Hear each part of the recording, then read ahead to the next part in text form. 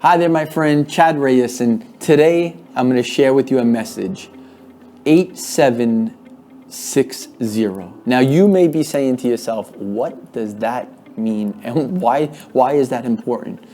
But let me tell you the reason why. We all have 8,760 hours in a year. 8,760 hours in a year. And the reason that's important is everything you want in your life and everything I want in my life is locked up in those hours. The more effective we use those hours, it unlocks the potential that we have inside. You know, when I think about people that are not using that time well and I look at the fruit of their life, you could see that they squandered those hours. And then when you look at people that have been highly effective and their fruit of their life is tremendous impact, and you can see what's happened in their life, it's because they used those hours well. My friend, you and I are no different. We have the same amount of hours. And I just want to encourage you today, use those hours well. Yeah, I do an exercise often with business leaders when I'm speaking to them at conferences or when I come into companies to speak. I give them an example. I say, okay, let's do this for a moment. And I call it the 1/3 principle, but let's talk through it for a moment. Take the amount of hours you work.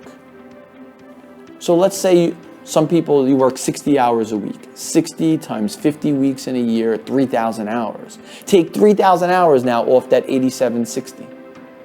Then how many hours do you sleep? You sleep 8 hours. Okay, 8 hours times 52 weeks. How many hours is that? You almost had 2,800 hours. So take 2,800 hours. So now between work and sleep, you have 5,800 hours.